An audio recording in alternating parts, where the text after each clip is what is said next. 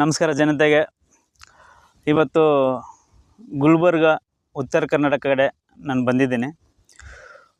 ಇಲ್ಲಿ ರೈತರು ಹೊಲದಲ್ಲಿ ಕೆಲಸ ಮಾಡ್ತಿದ್ದಾರೆ. ಕೆಲಸ ಮಾಡ್ತಿರುವಂಥ ಕೆಲವೊಂದು ವೀಡಿಯೋಸ್ ಎಲ್ಲ ಶೂಟ್ ಮಾಡ್ಬೇಕು ಅಂದ್ಕೊಂಡಿದ್ದೀನಿ. ರೀಸನ್ ಒಂದೇ, ರೈತರಿಗೆ ಒಳ್ಳೆ ಬೆಲೆ ಸಿಗ್ತಾಯಿಲ್ಲ. ಆ ಬೆಲೆ ಸಿಗಬೇಕು ಅನ್ನೋ ಒಂದು ಕೋರಿಕೆಯಿಂದ ಈ ವಿಡಿಯೋ ಮಾಡ್ತಾಯಿದ್ದೀನಿ. ಅವರು ವರ್ಷ ಪೂರ್ತಿ ಕೆಲಸ ಮಾಡ್ತಾರೆ. ವರ್ಷ ಪೂರ್ತಿ ಮಾಡಿರೋ ಒಂದು ಬೆಲೆ ವರ್ಷಾಂತದಲ್ಲಿ ಅವ್ರಿಗೆ ಸಿಗಬೇಕಲ್ವ, ಅದು ಸಿಗ್ತಾಯಿಲ್ಲ. ಈ ರೈತರಿಗೆ 6,000 7,000 ಕ್ವಿಂಟಲ್ ಕೊಟ್ಟರೆ ಅವರು ಉಳಿತಾಯ ಮಾಡೋದು ಯಾವಾಗ? ಜನಸಾಮಾನ್ಯರ ಥರ ಚೆನ್ನಾಗಿ ಬಾಳೋದು ಯಾವಾಗ? ಈ ಕೃಷಿಗೆ ಸಂಬಂಧಪಟ್ಟ ಅಧಿಕಾರಿಗಳೇನಿದ್ದಾರಲ್ಲ, ಅಟ್ಲೀಸ್ಟ್ ಅವರ ಸ್ವಲ್ಪ ಗಮನ ಕೊಟ್ಟರೆ ತುಂಬ ಒಳ್ಳೆಯದು. ಅಟ್ಲೀಸ್ಟ್ ಅವ್ರಿಗೆ ರೈತರಿಗೆ ಕ್ವಿಂಟಲ್ಗೆ ಒಂದು 20,000 ಇಲ್ಲ 30,000, ಅಟ್ಲೀಸ್ಟ್ ಒಂದು 15,000 20,000 ಒಳಗಡೆ ಆದರೂ ಒಂದು ಬೆಲೆ ಕೊಟ್ಟರೆ ಅವ್ರಿಗೆ ಸ್ವಲ್ಪ ಕಂಫರ್ಟೇಬಲ್ ಜೀವನ ಸಿಗುತ್ತೆ. ನಾನು ಹುಡ್ದಾಗಿಂದನೂ ನೋಡ್ತಾ ಇದ್ದೀನಿ, ಉತ್ತರ ಕರ್ನಾಟಕ ಕಡೆ ಜೀವನ ಅನ್ನೋದೇ ಒಂಥರ ನಾಯಿಪಾಡು. ಅದಾಯ್ತಾನೆ ಗಂಡು ಮಕ್ಕಳೆಲ್ಲ ಊರು ಬಿಟ್ಟು ಹಳ್ಳಿಗಳೆಲ್ಲ ಬಿಟ್ಬಿಟ್ಟು ಸಿಟಿಯಲ್ಲಿ ಬದುಕ್ತಾ ಇದ್ದಾರೆ, ಕೂಲಿನಾಲಿ ಮಾಡಿಕೊಂಡು. ತುಂಬ ಜನ, ಎಷ್ಟೋ ಜನ ಅಂದರೆ ನೋಡಿ, ಇವಾಗ ಗದ್ದೆಯಲ್ಲಿ ಕೆಲಸ ಮಾಡ್ತಿರೋದು ಕೂಡ ಹೆಣ್ಮಕ್ಳೇ ಜಾಸ್ತಿ ಏನೋ. ಯಾಕಂದರೆ ಹೆಣ್ಮಕ್ಳು ಊರು ಬಿಟ್ಟು ಹೋಗೋಕ್ಕಾಗಲ್ಲ. ಗಂಡು ಮಕ್ಕಳು ಊರಿಗೆ ಬಿಟ್ಟು ಹೋಗ್ಬಿಟ್ಟು ಅಲ್ಲಿ ಗಾರೆ ಕೆಲಸ ಮತ್ತು ರೋಡ್ ಕೆಲಸ, ರೋಡಾಗಿ ಕೆಲಸ, ವಾಚ್ಮೆನ್ ಕೆಲಸ, ಆ ಕೆಲಸ ಈ ಕೆಲಸ ಮಾಡ್ತಾಯಿದ್ದಾರೆ. ಸೊ ನಾನು ಇದಕ್ಕೆ ಸಂಬಂಧಪಟ್ಟ ಅಧಿಕಾರಿಗಳಿಗೆ ಹೇಳೋದು ಒಂದೇ ಒಂದು, ದಯವಿಟ್ಟು ಒಂದು ಒಳ್ಳೆ ಬೆಲೆ ಕೊಡಿ. ಹಳ್ಳಿ ಬಿಟ್ಟು ಡಿಲ್ಲಿಗೆ ಹೋಗಿರೋವಂಥ ಎಲ್ಲ ರೈತರು ವಾಪಸ್ ಬರಲಿ ಅನ್ನೋದು ನನ್ನೊಂದೊಂದು ಕೋರಿಕೆ.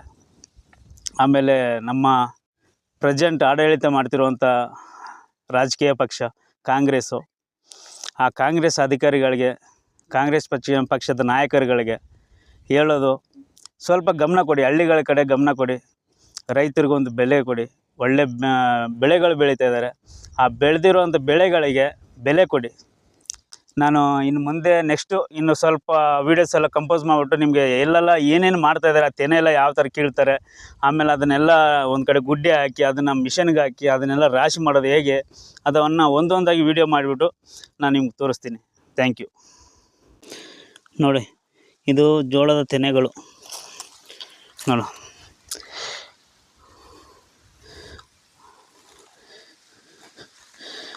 ಜೋಳನ ಕೊಯ್ಲಿಗೆ ಮಾಡಿರೋದು, ಕೊಯ್ದು ಹಾಕಿರೋದು. ಅಲ್ಲಿ ನೋಡಿ, ಅಲ್ಲಿ ಹೆಣ್ಮಕ್ಳೆಲ್ಲ ಕೆಲಸ ಮಾಡ್ತಾಯಿದ್ದಾರೆ. ಅಲ್ಲಿ ಹತ್ರ ಹೋಗೋಣ, ಹತ್ರ ಹೋಗ್ಬಿಟ್ಟು ಅವ್ರು ಏನು ಮಾಡ್ತಾಯಿದ್ದಾರೆ ಅಂತ ನೋಡೋಣ.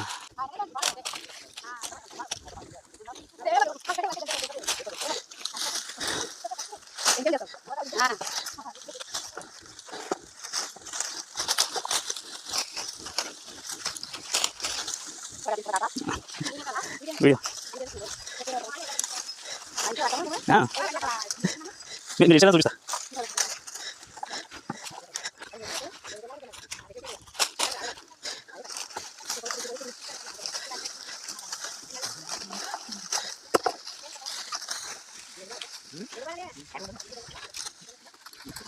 ನೋಡಿದ್ರಲ್ಲ ಫ್ರೆಂಡ್ಸ್, ನೋಡಿ ಈಗ ಈ ಕಷ್ಟಗಳು, ಈ ಮರ ಅನ್ನೋ ಬಿಸಿಲಲ್ಲಿ ಈ ರೈತರುಗಳು ಹೆಣ್ಮಕ್ಳು ಕೆಲಸ ಮಾಡ್ತಿರೋದು. ಸೊ ಸಂಬಂಧಪಟ್ಟ ಅಧಿಕಾರಿಗಳು ಯಾರಿದ್ದೀರಿ, ಅವರು ಈ ಹಳ್ಳಿಗಳ ಕಡೆ ಇವರು ಬೆಳೆದಿರೋ ಬೆಳೆಗಳ ಕಡೆ ಸ್ವಲ್ಪ ಗಮನ ಕೊಟ್ಟು ಒಳ್ಳೆ ಬೆಳೆಗಳನ್ನ ಕೊಡಿ. ಬೆಳೆಗಳನ್ನ ಕೊಟ್ಟಾಗ ಅವರು ಒಂದು ನೆಮ್ಮದಿಯ ಜೀವನ ಸಾಗಿಸ್ತಾರೆ ಅನ್ನೋ ನಂಬಿಕೆ ನನಗೂ ಇದೆ. ಇದಕ್ಕೆ ಸಂಬಂಧಪಟ್ಟ ಅಧಿಕಾರಿಗಳು ರೈತರ ಕಡೆ ಗಮನ ಕೊಟ್ಟು ರೈತರಿಗೆ ನ್ಯಾಯ ದೊರಕಿಸಿಕೊಡ್ಬೇಕು ಅಂತೇಳ್ಬಿಟ್ಟು ಕೇಳ್ಕೊಳ್ಳುತ್ತೇನೆ. ಆಮೇಲೆ ಇದೇ ರೈತರು ಒಂದು 2 months ಬ್ಯಾಕ್ ತೊಗರಿ ಬೆಳೆ ರಾಶಿ ಮಾಡಿದ್ರು. ಆ ತೊಗರಿ ಬೆಳೆಗಳು ಇನ್ನೂ ಮನೇಲೇ ಇಟ್ಕೊಂಡಿದ್ದಾರೆ, ಅವಿನ್ನೂ ಮಾರಿಲ್ಲ. ಯಾಕೆಂದರೆ ಪ್ರತಿ ಕ್ವಿಂಟಲ್ಗೆ ಇರುವಂಥ ಮಾರ್ಕೆಟಲ್ಲಿ ಬೆಲೆ 6,500 7,000 7,500 ರೂಪಾಯಿ. ಅಂದರೆ ವರ್ಷ ಪೂರ್ತಿ ದುಡಿಯೋ ಒಬ್ಬ ರೈತನಿಗೆ 6,500 7,500 ಅದೆಲ್ಲ ಬೆಲೆಗಳ? ನಾಚಿಕೆ ಆಗೋಬೇಡ. ಆ ಥರ ಒಬ್ಬ ರೈತನಿಗೆ ಬೆಲೆ ಕೊಡ್ತಾಯಿದ್ದೀರ ಅಂದರೆ ನಾಚಿಕೆ ಆಗೋದು ಬೇಡ ಯಾರಿಗೂ. ನಿಮ್ಮ ಜನ್ಮಕ್ಕೆ ಇಷ್ಟು ಬೆಂಕಿ ಹಾಕ, ಕರೆಕ್ಟಾಗಿ ಬೆಲೆಗಳು ಕೊಡ್ರಯ್ಯ. ಬೆಲೆ ಕೊಟ್ಬಿಟ್ಟು ಜನಗಳನ್ನ ಬದುಕ್ಸ್ರಿ. ಅನ್ನ ತಿಂತಿರ್ತಾನೆ ಸಿಟಿಯಲ್ಲಿ ಕೂತ್ಕೊಬಿಟ್ಟು ಆರಾಮಾಗಿ ಕೂತ್ಕೊಬಿಟ್ಟು ಎ ಸಿ ರೂಮಲ್ಲಿ ಕೆಲಸ ಮಾಡಿಕೊಂಡು ಕೈ ತುಂಬ ಸಂಬಳ ತೊಗೊಂಡು ಆ ಪಿಜ್ಜಾ ಬರ್ಗರ್ ತಿಂತಾ ಇರ್ತಾನೆ. ಪಿಜ್ಜಾ ಬರ್ಗರ್ ಯಾವುದರಿಂದ ಆಗುತ್ತೆ? ರೈತರಿಗೆ ಬೆಲೆಗಳು ಕೊಡ್ರಿ.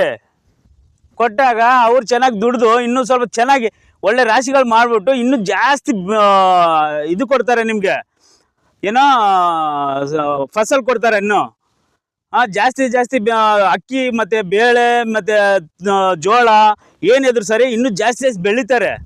ಬೆಳೆದ್ಬಿಟ್ಟು ಹಾಕ್ತಾರೆ ನಿಮಗೆ. ಅವ್ರಿಗೆ ಬೆಲೆಗಳೇ ಕೊಟ್ಟಿಲ್ಲ ಅಂದರೆ ರೈತರಿಗೆಲ್ಲ ಇಲ್ಲಿ ಇರ್ತಾರೆ. ನಿಮ್ಮ ಥರ ಅವ್ರು ಪಿಜ್ಜಾ ಬರ್ಗರ್ ತಿನ್ಬೇಕಂತ ಹೇಳ್ಬಿಟ್ಟು ಸಿಟಿಗೆ ಬಂದುಬಿಡ್ತಾರೆ. ಅಲ್ಲಿ ನಾಚಿಕಿಲ್ಲದ ಜನ್ಮಗಳು. ರೇಟ್ಗಳೇನ್ರಿ ಅವೆಲ್ಲ? ಒಳ್ಳೆ ರೇಟ್ಗಳು ಕೊಡ್ರಿ. ಏನೋ ಒಳ್ಳೆ ರೇಟ್ಗಳು ಕೊಟ್ಟು ರೈತರಿಗೆ ಸಪೋರ್ಟ್ ಮಾಡಿ.